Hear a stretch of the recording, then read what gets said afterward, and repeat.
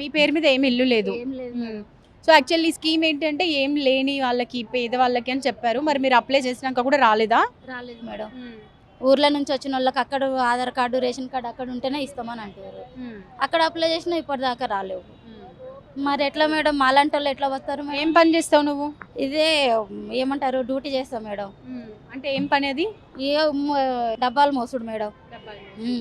ఎంత వస్తుంది మరి నీకల్లా? రోజు 300 వస్తుంది మేడం. రోజుకి 300ఏనా? 300. ఏం సరిపోతుంది? సరిపోవట్లేదు మేడం, మరి అందుకే కదా. పిల్లలు ఉన్నారా? నాకు 2 పిల్లలు మేడం. స్కూల్? పెద్ద ఆయన హాస్టల్ ఉంటాడు, చిన్న బాబు మాతో ఉంటాడు. గవర్నమెంట్ స్కూల్లోనే చదువుకుంటుండు. 2 గవర్నమెంట్ స్కూల్. మరి ఆ స్కూల్ పిల్లల గురించి ఏమైనా ఇబ్బందులు అవి ఏంటి? పిల్లలు చదువు గురించి ఏం ఉంటారు, చదువుకుంటారు అంటే చదువుకుంటారు వాళ్ళు కూడా. కానీ మేము బతకడానికి వాళ్ళకి సాధడానికి మేమేం చేయాలి మేడం? మాలాంటి వాళ్ళకి ఏం చేస్తారు వీళ్ళు? ఉన్నోళ్ళనే హైదరాబాద్లో ఉన్న వాళ్ళకే డబల్ బెడ్రూమ్లు అన్నీ వాళ్ళకే చేస్తారు, లేని వాళ్ళకి చేయొచ్చు కదా. సో మరి మొత్తానికి ఏం చెప్పాలనుకుంటున్నారు మీరు ప్రభుత్వానికి?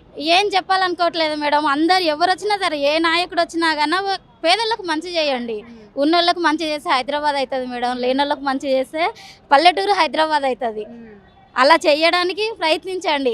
ఎవరితో ఎలా తీసుకున్నా సరే, ఎవరికి దగ్గరికి వెళ్ళినా కానీ లేనోనికి మంచి జరగట్లేదు, ఉన్నోళ్ళకే జరుగుతుంది. అంటే మరి ఇన్ని రోజులు తెలంగాణ రాష్ట్రంలో కేసీఆర్ గారు ఉన్నారు, ఆయన ఉన్నప్పుడు అలాగే ఉంది. ఆయన ఉన్నప్పుడు ఇప్పుడు ఇప్పుడు కూడా అలాగే ఉంది. లేనోళ్ళకి చేయండి, ఎవరు చేసినా సరే లేనోళ్ళకు మంచి చేయండి.